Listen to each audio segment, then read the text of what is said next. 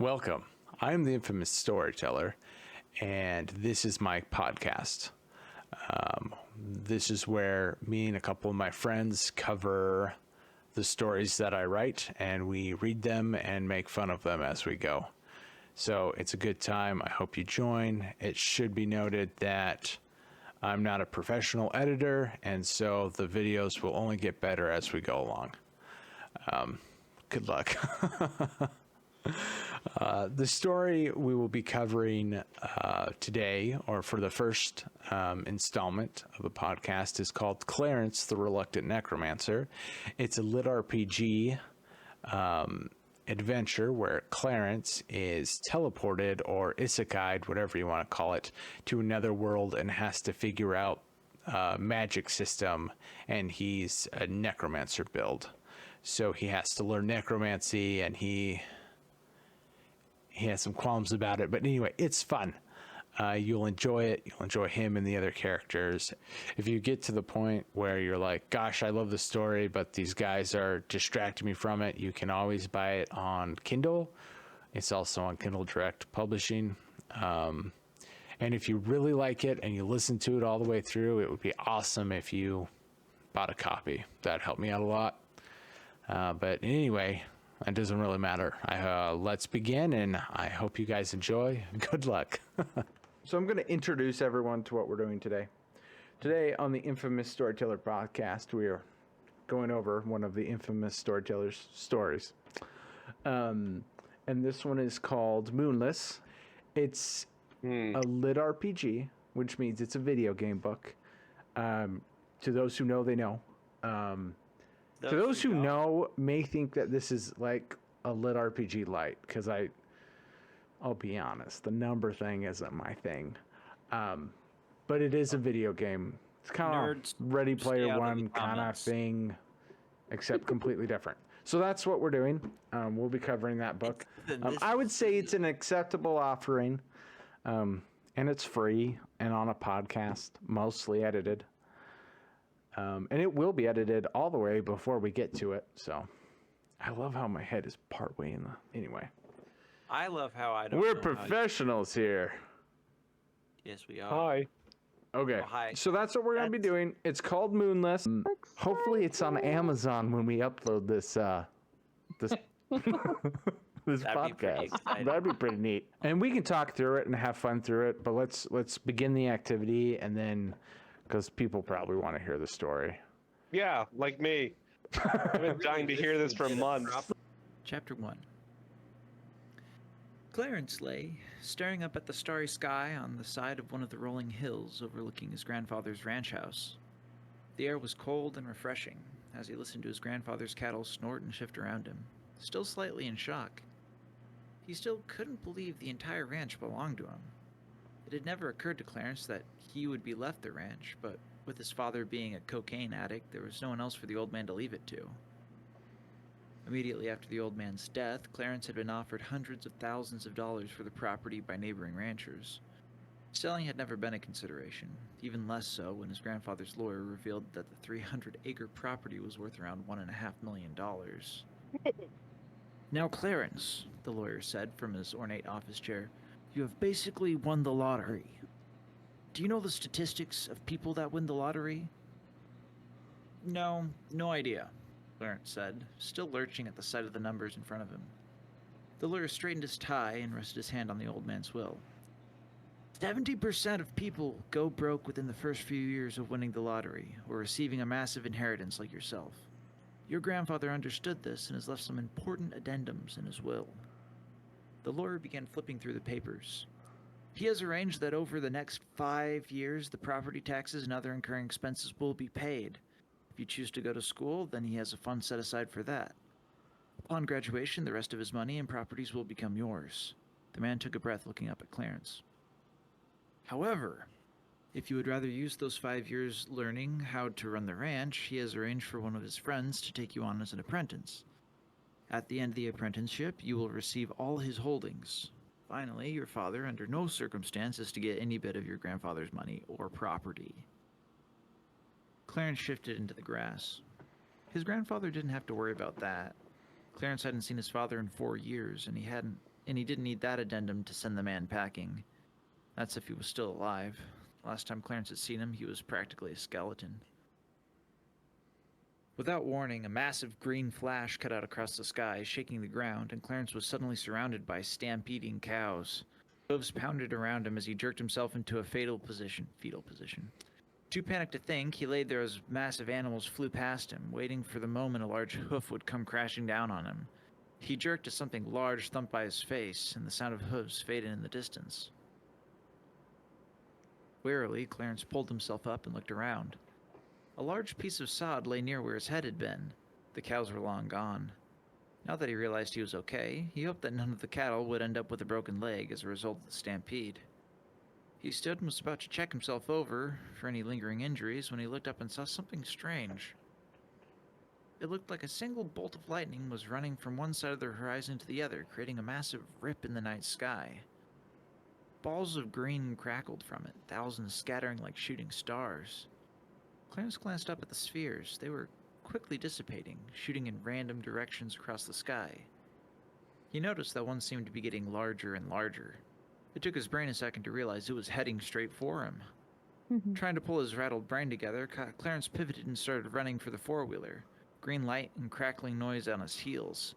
He only made it 3 steps before the green crackling sphere enveloped him.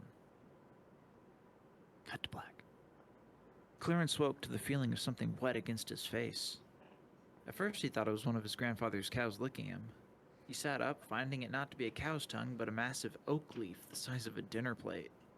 The ground sloshed beneath him, and what he saw chilled his body was already trying to tell him. He saw what his chilled body was already trying to tell him. He was soaking wet. The sun was just rising, cascading light through the leaves of some of the most massive trees he had ever seen. Clarence rubbed his face as he stood up with the wet, mushy soil. He was in some sort of swamp. But where? How? He still had his clothes, which was a relief, clinging and uncomfortable as they may be. He wasn't certain why he wouldn't, but waking up somewhere you didn't know and waking up somewhere you didn't know without your clothes on were 2 different things. He looked down around him, trying to see if there was a drier patch of earth to stand on. That's a fair point, Brandon. I think of that every time I read it. Waking up without clothes on in general is just like a what's going on type of situation. Well, yeah.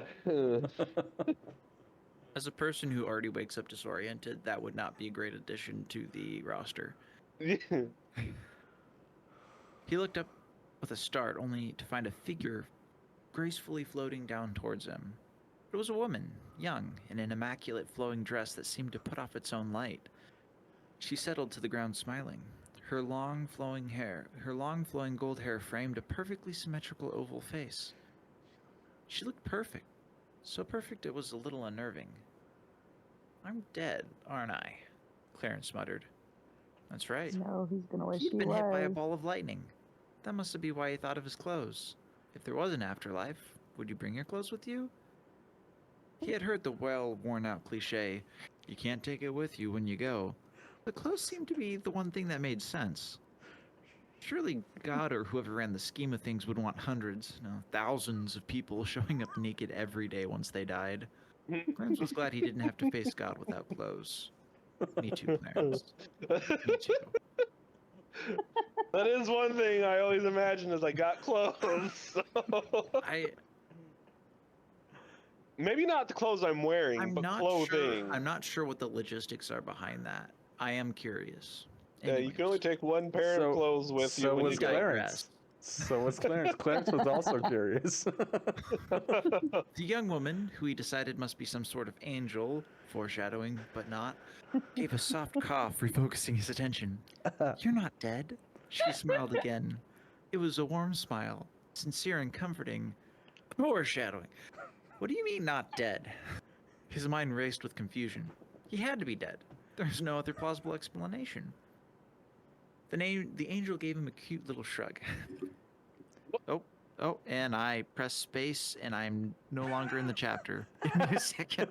Cute little shrug, and then the world shook, and the narrator could no longer find a spot. Wow, this is a really good lit RPG. So from the Where point of view are of the narrator, we? Okay. The angel gave him a cute little shrug. You see, we needed you. Well, someone like you. Seeing you as your life had reached a nice peak on Earth and being No! devoid of friends and family, it made you the obvious choice. oh my goodness, I already hate this woman. Peak? What peak? After years of living with a dysfunctional mom and getting tossed here and there in foster care, Clarence's life was just now finally beginning to stabilize. With the death of his grandfather, his life had been flipped on its head yet again. He was getting started learning how to become a multi-million-dollar rancher. He had by no means hit his peak. Clarence felt his eyebrows raise, possibly higher than they had ever before, and he burst out. Who are you to decide what my peak is? If this isn't death, then what is it? What else could this possibly be? The now suspect angel blushed and bit her lower lip. She didn't seem offended by his brashness or even bothered by the situation in general. This made Clarence more irritated. He dug his fingers into his hair, trying to make sense of things. She looked at him thoroughly, then nodded to herself. I'll get to the point. You see, we sort of ran into a problem. Oh, Shayla's gone. Oh, Shayla. No! Shayla? We needed your Oh, valuable input. she's back. She's just muting herself. It's okay. Okay. Wrong button. I'll get to the point. You see, we sort of ran into a problem. Here on this world, the people have upset the balance of things. There was a large-scale genocide of a specific branch of magic users, and now the magic here is all over the place. We chose you because you had been born here instead of on Earth. You would have been one of them. Clarence frowned as she hurried on. But don't worry if you die and don't get things evened out. We can find a fill-in for you in a new necromantic society. We have a few million other prospects besides you from the worlds that will possibly work. She blinked big innocent eyes at him. Think you can do it, though. She sounds like HR orientation, the worst job ever. You know what I'm my imagining? gosh. Aqua from Konosuba. That's a pretty good... Okay, so if you probably haven't seen Konosuba. I haven't. No, I have no The idea. situation is not the same, No. but Not unlike. there are some elements of ditzy The goddess deity. handles the situation kind of like this angel is, and is just ignoring all of his concerns. And it's like, well, we're just going to send you down here, take this fancy item, you pick it, and I'll never see you again. And he chooses her. Carry on with the story. Clarence's frown deepened, and her cheerful grin trailed off into a hesitant, "You got this," look that started to get his blood simmering. Trying to stay level-headed, Clarence took a deep breath.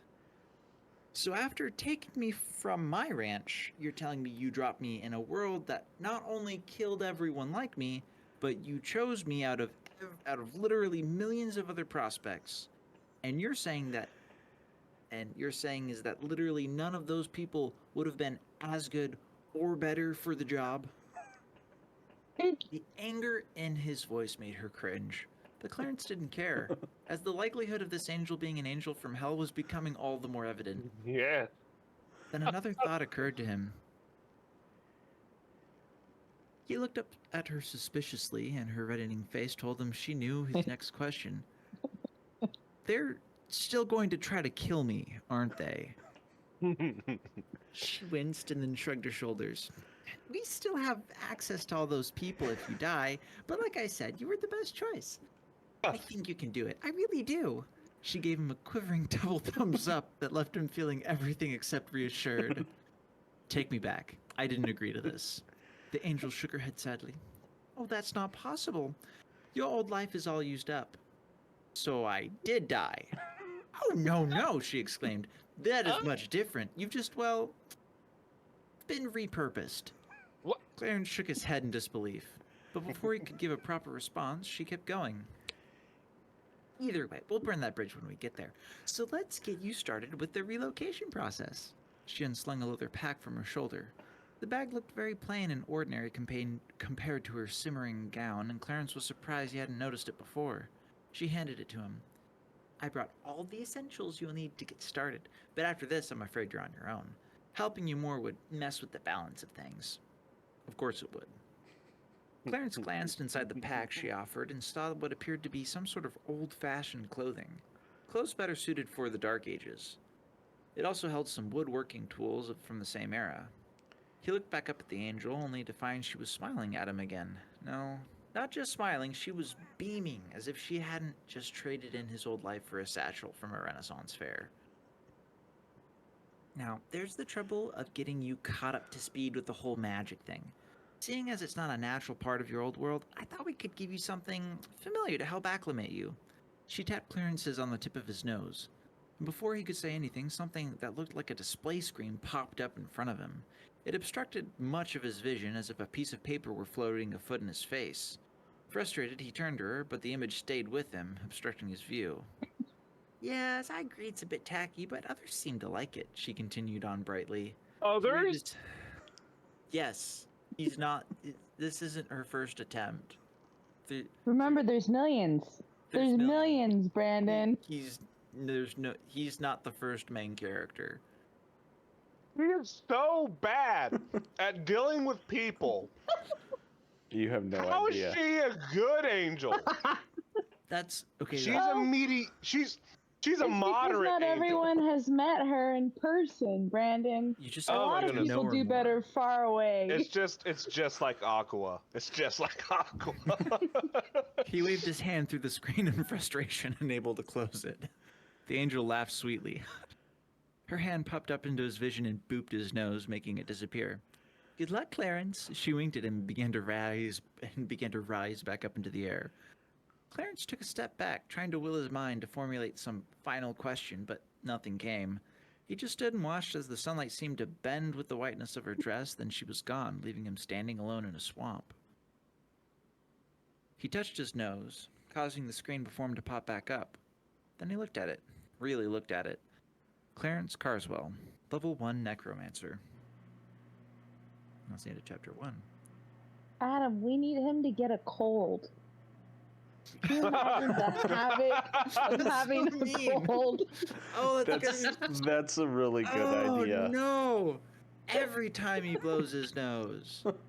Is it? Oh, so We here's have my to edit question. this part out. it- We have to is edit it- this I'm part more out. of a wipe.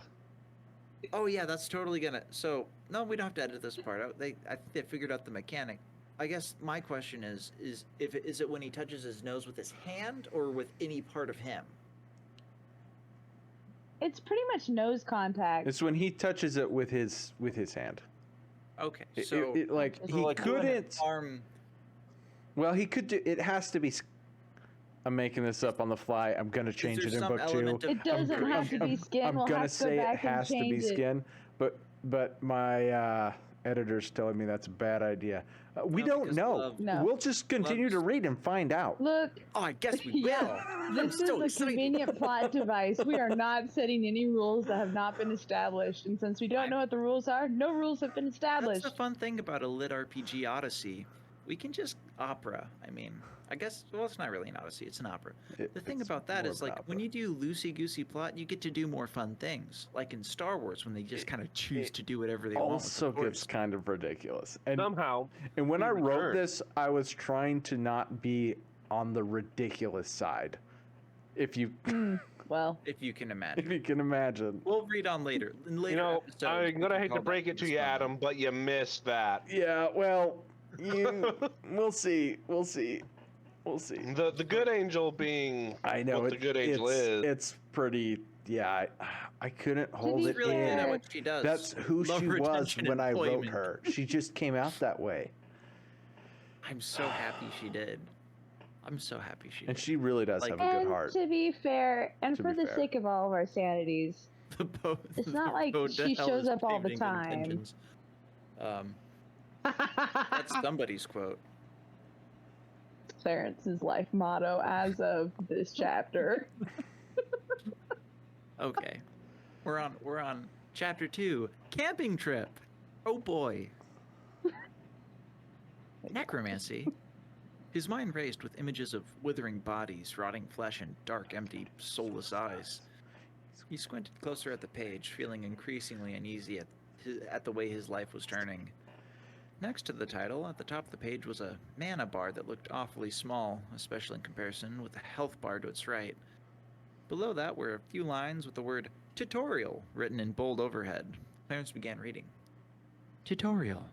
To access your magic, sing or chant. As a necromancer, your magic replenishes itself quickly.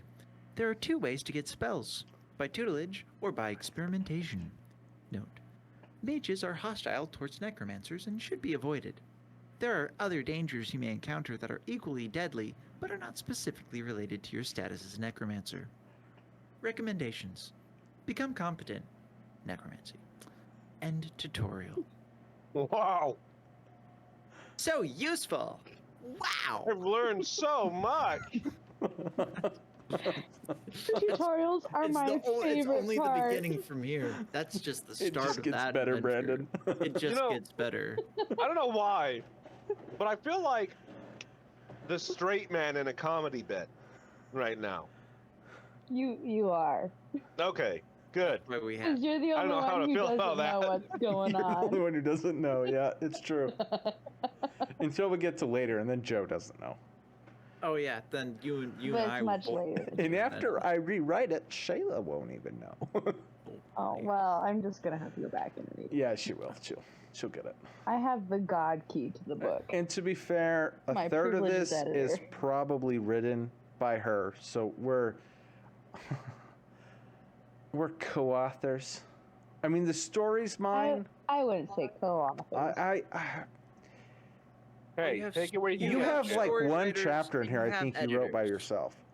So That's true. yeah, so we're co-authors. I wrote 90% of it. I didn't write any of it. She wrote 1% and edited all of it twice. So, only a teeny tiny contribution to the overall Yes, aspect. and she's Yeah. gonna do it again. So Looking forward Yes. to that. take what you want. Anyway, moving on. Okay. Clarence waved his hand through the screen. Then, as the page stayed the same, his movements became more frantic as he jabbed wildly in the air. That couldn't be it. But aside from managing to close out the prompt by brushing his nose again, Clarence couldn't find anything. He froze. That was it. Clarence was pretty sure a couple of sentences didn't count as a tutorial, though granted he wasn't an expert. The only video game Clarence had played must have been Halo with one of his foster brothers, Rob. According to Rob, most video games gave you a chance to learn the mechanics of the game before being dumped into a hostile alien world. Clarence was pretty sure that what he'd been given wouldn't have met Rob's standards. Brandon, Shout out to Rob. Brandon, does this meet your standards? No. Hey, look, it's an insert. What was this about singing? Using Halo as a reference is kind of a. It's got the minimum for a tutorial. But if you want a tutorial that is nothing, Dark Souls. The first Souls. playthrough is your Any tutorial. FromSoft. I Any mean, FromSoft. Clarence So Clarence is in playing a Dark Dark Souls. Souls game. That actually makes is. so much sense. Clarence is in a Dark Souls. That makes so much. No, It's like, literally I'm thinking normal back- guy in Dark Souls. anime Dark Souls. normal My guy. heavens. In anime Dark Souls. Normal guy who tried to put his stats in intelligence, but didn't get to actually put stats into anything. Yeah. Okay. Yeah. And what was this about? He doesn't singing? get to solo leveling this. He does not get to solo leveling this. He does not. In fact, I remember It's a very part of the magic. specific event where he gets nerfed hard, and it's not great. Okay. Back Well, to like again, I wanted to take it seriously. I'm so happy you took it the way you did. And what was this about singing? That hardly seemed practical. Thinking of Rob reminded him of Halo, and he started to hum the Halo theme song. Classic. humming brought- Yeah. The humming brought a rushing, We need to bizarre record energy. Brandon You need to singing edit that that in. for the I should. intro. I really What? should. No, Like not 5 or me. 6 no, not just Brandon. You could just take the main theme as long as it's under 15 seconds. You toss that in and then go whoa and Yeah, right yeah, there. I should totally do Beautiful. it. I Please won't do. though, but I should. All right. Read the story. I'm Bungie, sorry. don't hate us. The humming brought. Where is it? It's not Bungie anymore. 343. Yeah, help. The humming brought a rushing, bizarre energy flowing through his body. He stopped humming, and the sensation left him. The tutorial had said he needed to experiment to find spells. Heaven forbid the angel leave him with an actual instruction book or spell book or whatever. Or whatever was certainly what he'd been given. Clarence tried again, humming softly, looking and listening intently to anything around him that might respond to the feeling flowing within him. The rushing feeling poured from him, and he could feel dead things all around. Immediately, the pop-up window appeared, surprising him yet again. The humming stopped, and with it, the moment ended. This would get annoying if the stupid thing kept popping up all the time. Foreshadowing. He read the new sentence. You have discovered Find Dead. This hex enables you to find dead. End tutorial. Clarence sighed. He'd have bet his ranch that the idiot angel was the one who wrote these prompts. Idiot angel it's a good ring to it. Clarence rubbed his nose, and the stat sheet went away. It was pointless and utterly redundant. I do love redundancy. It turned out there was a lot of dead things in the swamp, mostly vegetation. As Clarence walked, humming softly to himself, he could feel the outlines of decomposing logs sunk deep in the mud.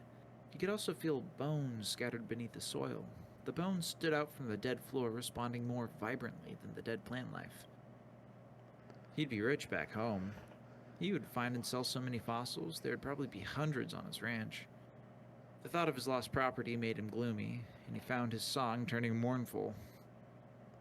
Almost idly, he reached out to one of the bones. It was small, weak, and rotten.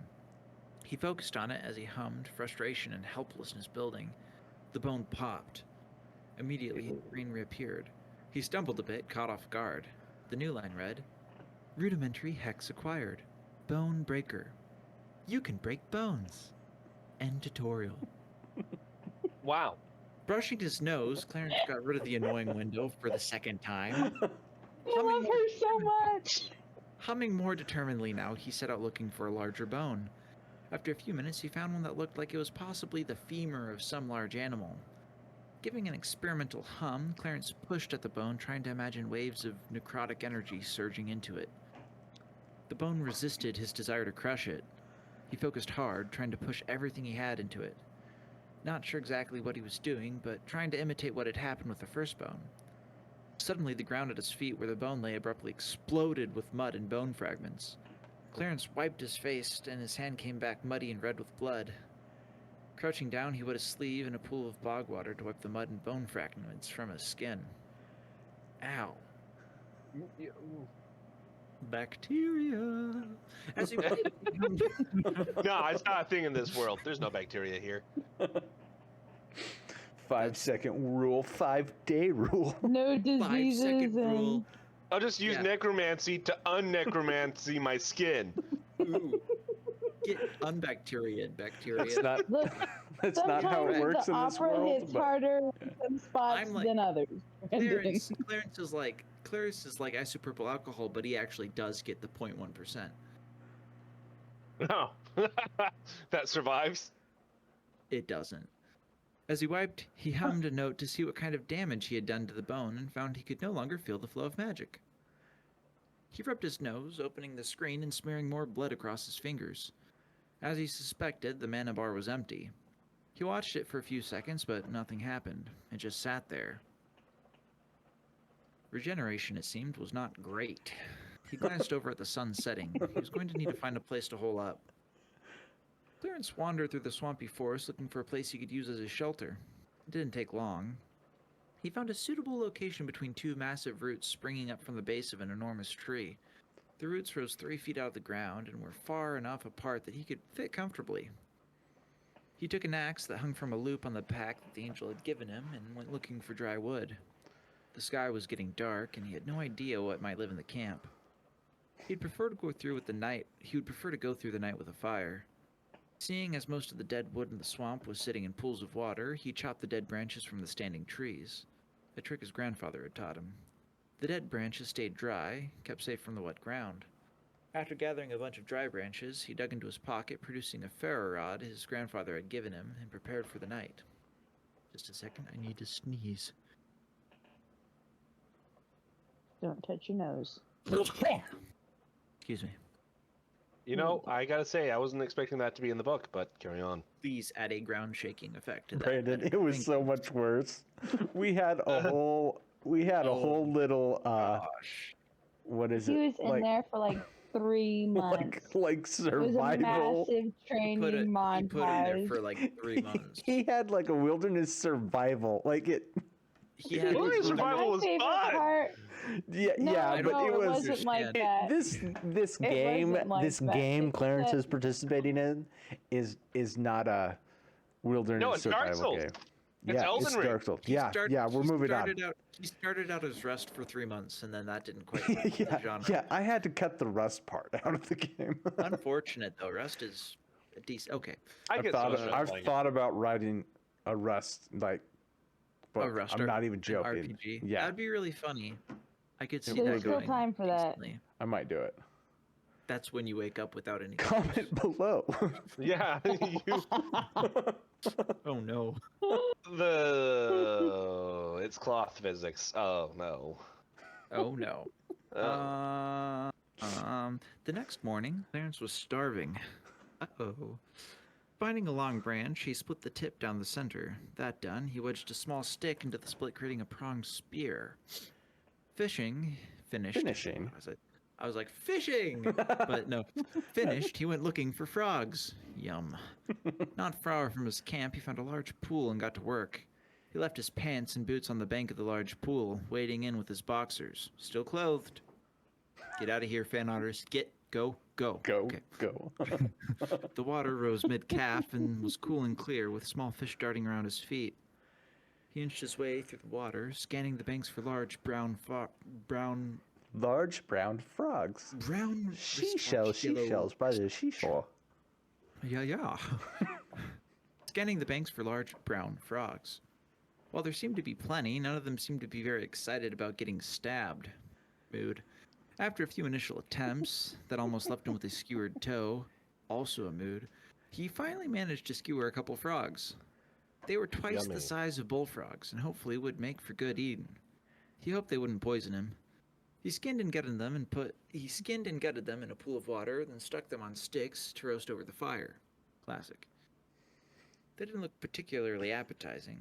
He wished he had his 22 when the lightning took him. He wished he wasn't here at all. That said, every time a big oak leaf fell from one of the massive trees, he couldn't help but watch it drift slowly down and settle with the others that lay around him. The place was mystical. We need a massive count And starting now.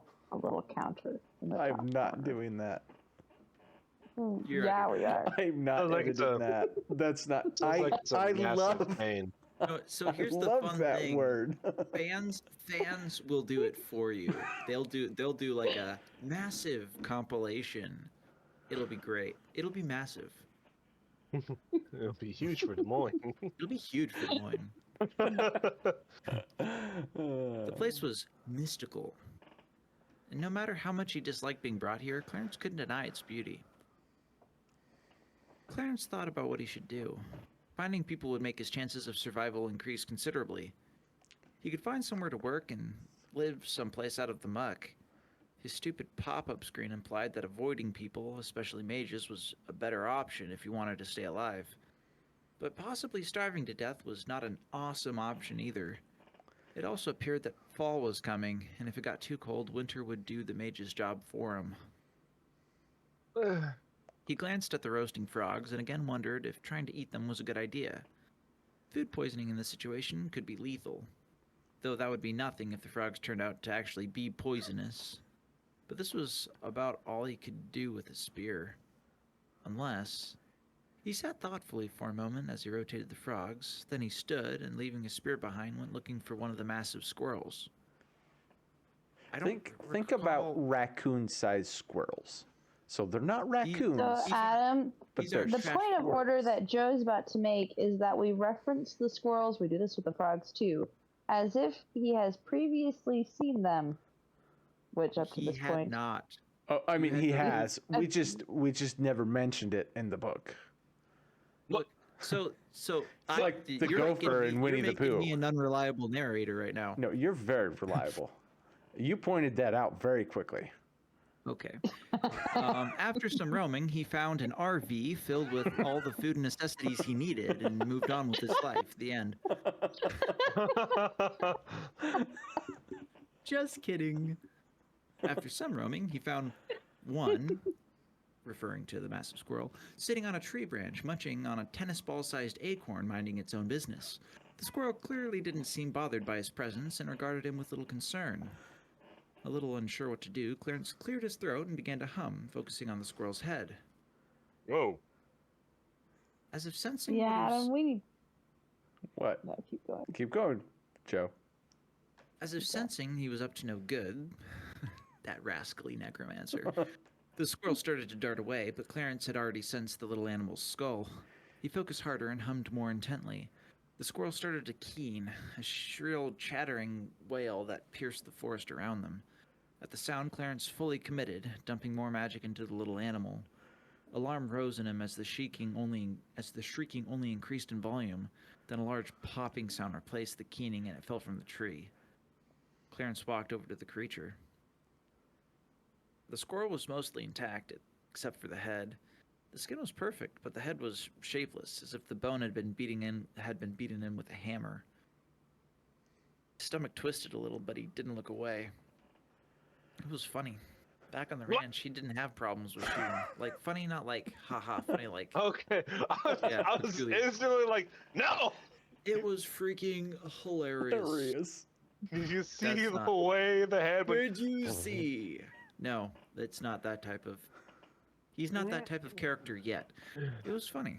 Back on the ranch, he didn't have problems shooting the prairie dogs that infested the pastures.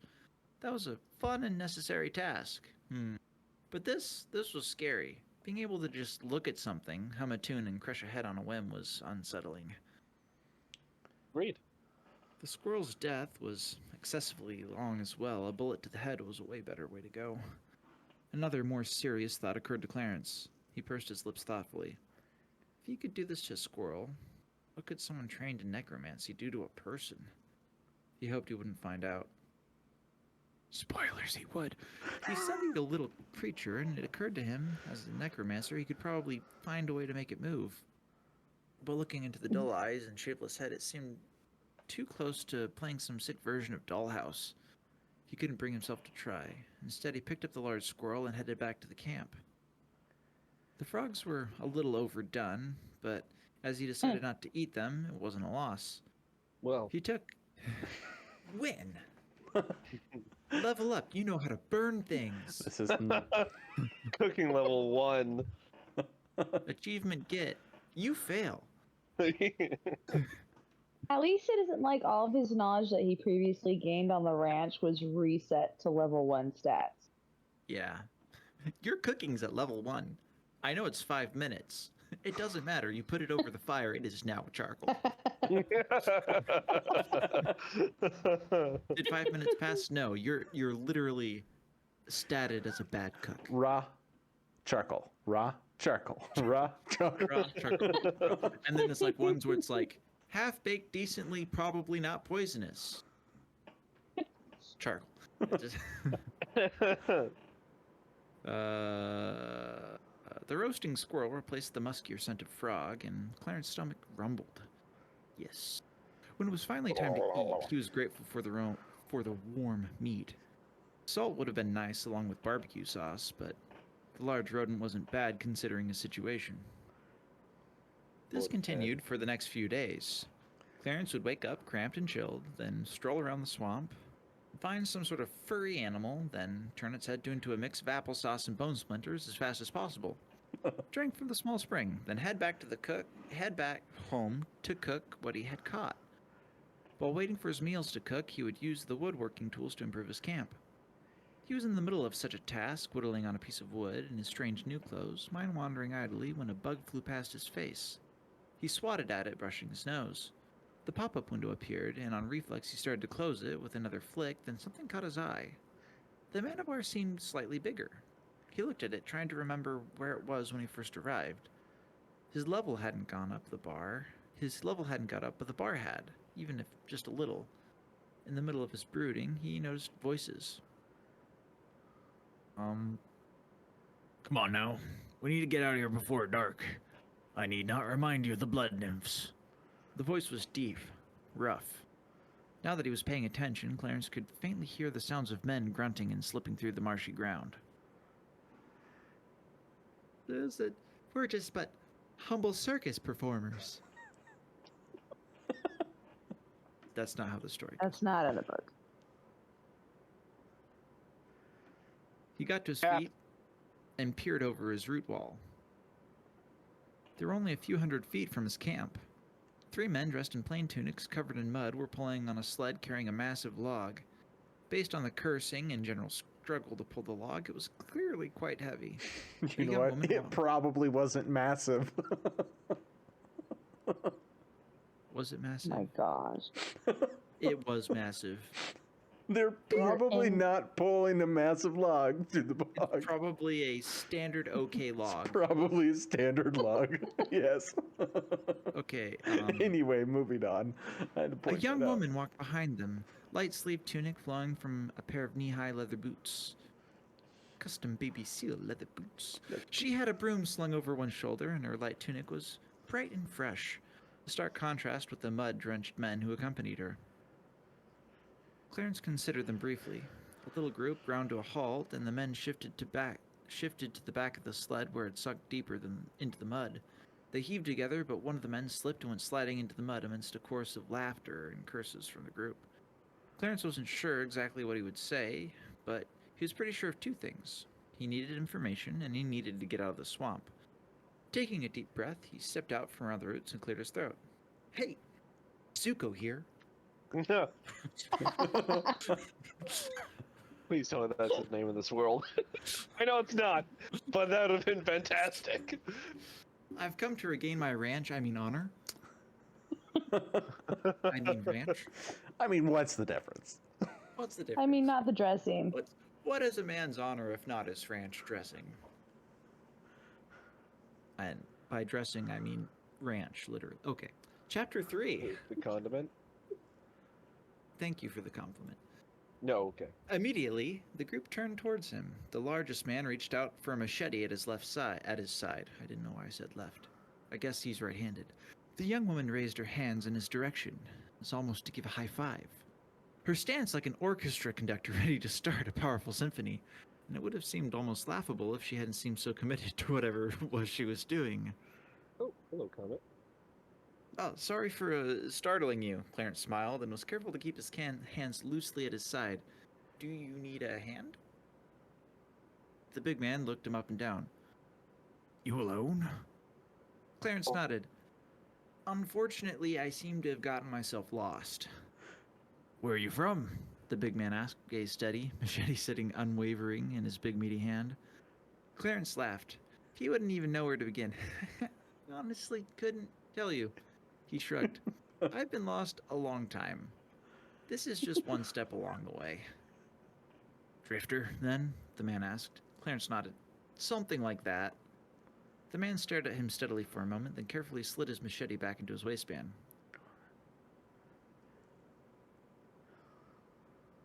Come on, then. We got a long slog yet. I'll need to grab my things, so get 'em then. The boys could use a minute to breathe. Clarence nodded, not oblivious to the sharp look the girl was sending the big man, her hands still held high. But Clarence ignored her, and instead quickly returned to his camp, kicked out his fire, tossed his knife and the rest of his few belongings into a bag with his jeans and t-shirt, and made his way to the small group. The group was settled comfortably around the sled waiting for him, the girl slightly to the side, eyes watching him suspiciously. The rest seemed unconcerned. The large one stepped forward. I'm Ulrich, Master Millwright of Valoda. The skinny one is Groko, and the thick-headed one is Dyron. This is Misoa. At the mention of the word mage, Clarence's gaze immediately turned to the woman, and a warning tingle went down his spine. You got a name? Clarence cleared his throat awkwardly. Clarence. I'm Clarence. The man gave him a look, then gestured to the back of the sled. You best push from the hind. You don't look like you could drag much. How long have you been out here? The man asked. A while, Clarence shrugged. Figured as much.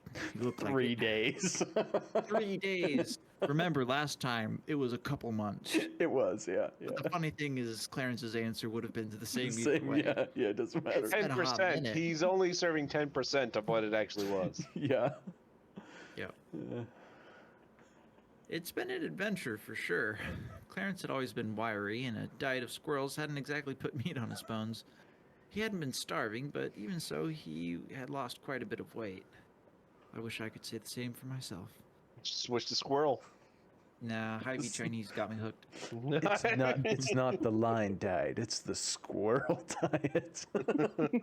You want to be an alpha male, big squirrel, massive squirrel. Big squirrel. That's huge. Beaver Trash squirrel. panda size squirrel. It's more like trash rat. Sure. Okay, But he said raccoon size, so. Yeah. fair enough. Ulrich headed to the front of the sled with Graco following behind. After a glance from Ulrich, the thick man called Dyron joined Clarence in the back to push. The girl, Silva, watched the woods around them. She wore a stern, wary expression, and her eyebrows narrowed a tad every time her eyes scanned past Clarence. Clarence didn't let her obvious suspicion bother him. Now, he was finally leaving the swamp. That was all that mattered. Moving the log was muddy work. The sled needed a constant strain of effort to keep from settling into the mushy ground. As time went on, Clarence became lost in the rhythm of each step and shove that propelled the sled forward. Tell me your name again? The question startled him as he looked up in surprise at the girl's dubious expression. Clarence, he said reflexively, giving the sled a rough shove. He didn't say it lightly. He's like, Clarence! Oh, because it's so strong. Giving the sled a rough shove. Clarence. Finland! She huffed. I don't think I've ever heard that name before. My parents were creative when it came to the naming me, though not much in many other aspects of their lives. He grinned back at her. She pursed her lips. Do you often refer to your parents in such an offhanded way? She asked, her tone accusatory. No, I try not to refer to them at all.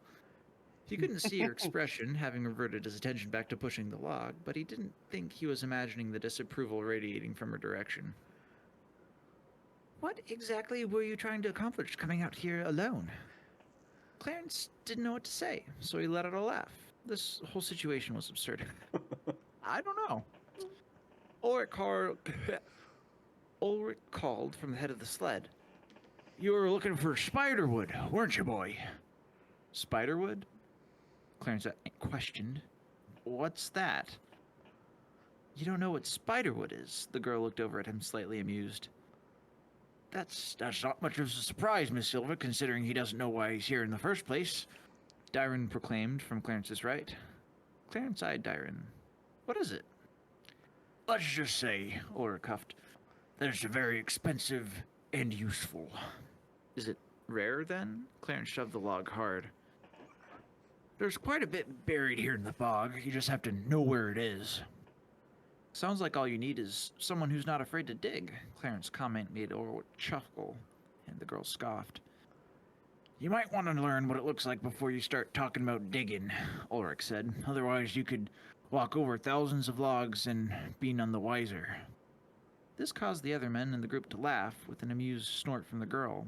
Clarence raised an eyebrow, but before he could ask more questions, they hit another thick patch of mud, stopping the conversation as they worked to maneuver the heavy log through the rough patch.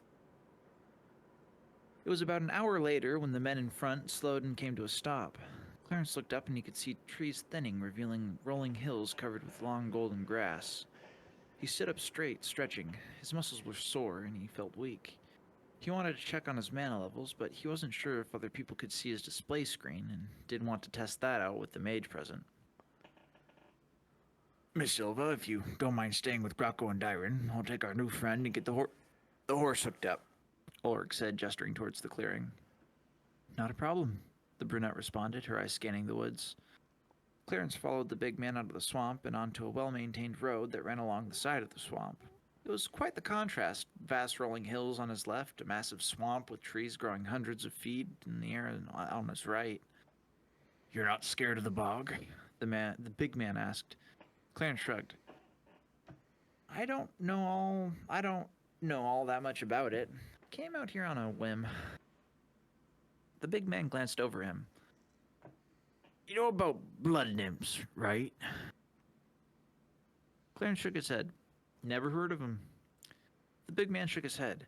You should have heard of the nymphs. Didn't your parents tell you the stories? How they hunt animals and people to fertilize their groves with blood? How they stalk and kill unsuspecting travelers? How they're almost impossible to see due to their being related to the very trees themselves? Know that? No, they weren't from around here, so they didn't know much about what lived in the forest, Clarence replied. Big man nodded. Figures. They are a kind of wood sprite, not the peaceful kind. They would love to get their sticky finger... What? Comment. Sorry. Oh, I comment. I thought I heard... Like, did I say something wrong? No, God, just I was wearing some really. I am. Let me amend that. I am wearing some nice shorts, and Comet. You were wearing some nice shorts. I'm saying past tense because Comet just ripped Oh my a God. thread out of it and has just ruined one specific spot's texture and has made like the stitching It has shrink ruined your in on it. day. It has It's ruined ruined your my day. night, and I am worse for it. And I've had these for like 2 weeks. And he hasn't done anything, and he just got off my lap, and he just did it. Classic. Carry on with the story. The big man nodded to Brandon. Figures. Clarence nodded.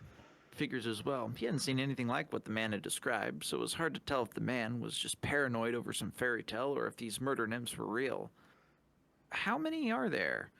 Gosh, there's thousands throughout the bog. That's why we brought a mage. They don't like fire very much. What exactly do they look like? They're twiggy, stick-like things. They look like trees. Clarence tried not to look skeptical for something that was supposedly so common. He hadn't seen anything like that. Is there anything else in the forest to be worried about? You're planning on going back? Ulrich asked. Clarence shrugged.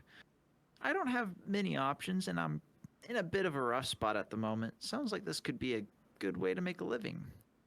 Well, you're off to a rough start, my lad. You couldn't find spirewood or any other precious woods if someone put a sled on and had you push it half the way through the swamp. 'Cause he did. The big man grinned at Clarence. Understanding dawned on him.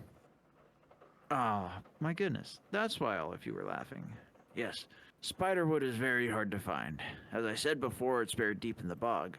The last of it died out 100 or more years back. The only way to get it is digging around in the bog and hope you come across a log or two. Why go through all the trouble? Is there a use to it besides being rare? Some people have their uses for it and are willing to pay, Ulrich said. He gave Clarence an appraising look. I'll tell you what. I have trouble finding men willing to go in and retrieve logs from the bog. How about you work for me? I pay well, and you could get a handle on what's valuable. Besides, I'm the only millwright for 100 miles. You'd be selling the location or whatever you found to me anyway. Clarence nodded thoughtfully. How about I work for you for a month to start? That'll give me plenty of time to learn what spiderwood looks like. If it's a good fit, then we can see where it goes. Very good. The big man clapped him on the back. Welcome to the crew. It wasn't long before they were strolling through a large town. The roads were paved with stone and sand. People called out greetings to Ulrich. He smiled and boomed loud, jovial responses, but Clarence wasn't paying much attention to them. He was too absorbed in the magnificent medieval architecture of the buildings surrounding him.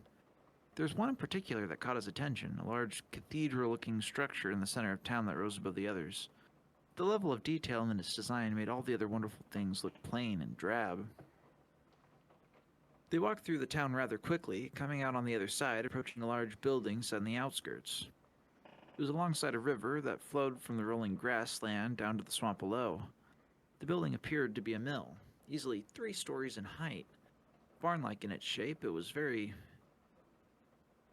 utilitarian, no fancy molding or intricately carved patterns, the only splash of color being a faded blue paint on the outside, quite different from the houses in town. Ulrich led Clarence to a set of stables tucked into the side of the massive building. 4 big draft horses stood in their stalls. Clarence walked over to one, patting it on the nose. They looked healthy, shiny coats and well-muscled. Big man led one of the horses out and showed Clarence how to get the horse stitched to the cart. Ulrich made it look easy, but Clarence wasn't sure it was quite as simple as he made it out to be, especially since the majority of all Clarence did involved holding the lead. But in no time they were off, headed back to the town and to the swamp. As they pulled up to the sled, the men pulled themselves up from the ground where they'd been resting and started untying the log. The mage appeared to have been standing there the whole time, and her alert posture didn't relax even as they got up to the cart. They got the log up to the cart, onto the cart. "Thank you for your help, Miss Silva," Ulrich said with a respectful nod. "It's nothing. You don't need me to accompany you to the mill?" she asked. "No, we'll be fine. We're safe enough now that we're out of the swamp." She gave Clarence a pointed look, raising an eyebrow. "We're safe now, Miss Silva," Ulrich repeated with a smile. The young woman nodded curtly. "I'll be back to pick up my cut in a week or so. It'll be ready for you." She nodded in farewell, but instead of turning around and walking off, she straddled her broom and with a kick lifted off into the air. Clarence felt his mouth drop, and he couldn't help but stare as he watched her lift up over the trees and off into the sky. "You look like you never seen someone fly before," Darren commented. "Amazing sight, isn't it?" Ulrich said, looking up with admiration. "Just hop on a broomstick and fly like a bird. Can't ever get enough of it." Clarence couldn't do much more than nod in response, as his brain was still trying to process what he had just witnessed. He followed the other men back onto the cart, and while the other men started teasing each other, clearly feeling much more at ease being away from the swamp, Clarence was lost in thought, finding himself with more puzzle pieces and less of an idea of what was going on. Upon reaching the mill and unloading the log, Ulrich dug into his pockets, pulling out a leather pouch. He handed some coins to the other men, and they headed back into town. He then gave Clarence 2 silver coins. "You can sleep in the warehouse," Ulrich said. "In the meantime, could you put the horse back in his stall? Come back here when you're finished." Clarence nodded, taking the horse's lead, and he led it back into the stall. He relieved it of its tack, gave it a rubbing down, and made sure it and all the other horses were well watered and fed. He then brushed down each of the other horses for good measure just before heading back to the mill. He found Ulrich just inside the entrance of the mill, seated on a workbench where he was making notes in a ledger. He looked up at Clarence and called him over. "You got him set up?" Clarence shrugged. "I think so. I don't have a bunch of experience. Getting them settled for the night is pretty much all I'm good for when it comes to horses." Ulrich waved his hand dismissively. "You'll catch on soon enough. Come here, I got something to show you." The big building was bursting with milled lumber. The planks, varying in size and color, had some organization, but for the most part the warehouse appeared to be quite disorganized, with planks stacked haphazardly wherever there was space for them. Ulrich led him past the majority of the inventory to what appeared to be a small office. He lit a candle, and setting it on the desk in the center of the room, he gestured to a back corner. A very detailed carving of a humanoid tree stood upright, eyes staring at him. A very detailed carving of a humanoid tree stood upright, eyes staring at him blankly. "This is a blood nymph," Ulrich said. "Take a good look." Clarence walked over to the tree. Its limbs much like a person's. It had 2 trunks for legs, ending in flat nets of roots that spread out in 2 rough circular shapes on the floor. Its eyes were open, and its nose appeared to be a little knot. In one hand it held a spiky club, and the other held a jagged wooden spear. Small branches sprang out randomly all over its body. "Figured you should know exactly what kind of thing you're getting yourself into. I won't be offended if you change your mind." Clarence hubbed, absent-mindedly reaching out with necromancy. The rushing sensation hit his gut. The thing felt different from the bones and the animals in the swamp. His window popped up, surprising and making him jump slightly. New skill learned. Identify dead plant life. You can now identify dead plants. Creature type, blood nymph. Blood nymph, approximately level 3. Tutorial and tutorial. Ugh. He brushed his Do you need nose to in take a break? irritation. Just take a breath. We're Yeah. almost to the end. But if you just... And also let me know if I'm rushed or anything. I can tend to Yeah. roll downhill, as it were. Just take a moment. When you feel ready, just pick up again. Yeah. It's fun to revisit this.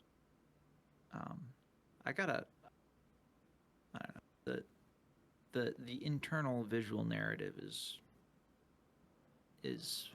not nostalgic, but it's fun to revisit when we read last time. Yeah. Oh, I know I did. I didn't get water, but we're close enough to the end. I'll have to remember that for the future. He brushed his nose in irritation with his thumb, getting rid of the screen. Ulrich was frowning at him. "You're a jumpy one, aren't you?" Clarence brushed the nymph's face, and felt a little residual tingle from his dispelled magic. "Just a bit. Do you always have a mage with you when you enter the woods?" "For the most part. We do most of our work close to town. Only take one when retrieving the spiderwood." "How do you afford to find the logs if you have to have an escort every time you go?" Clarence gestured at the thing. "In the dead of winter, the nymphs hibernate, but I still wouldn't go further than a 2 days walk without backup. There are other things more dangerous that inhabit the deeper bog." "How'd you get this one?" Clarence asked. Ulrich rubbed his jaw. 3 years ago, we were pulling a massive log from the depths. It was a bog oak that must have been sitting for 1,000 years and lived a few hundred before that. Anyway, I had a team of 5 men and a mage with me like always. We'd gotten the log out, and we're just starting to mill her down on sight when 3 of these buggers attacked us. The mage killed 2 with fire, but only after they killed one of my men. I chopped this one's head off with my axe. It was a bad day. Clarence looked closer, trying to see where the head had been severed, but couldn't. "Can't even tell, can you?" Ulrich smiled. "Once we're back home, I stuck his head back on with some pegs, then put him in the wood kiln. As he dried, it shrunk back together so nicely there's hardly a seam." The big man ran his finger along the base of the creature's neck. Clarence peered closer and thought he could see a hair-thin line barely visible in the candlelight. "Would have grabbed the others, but the mage burnt them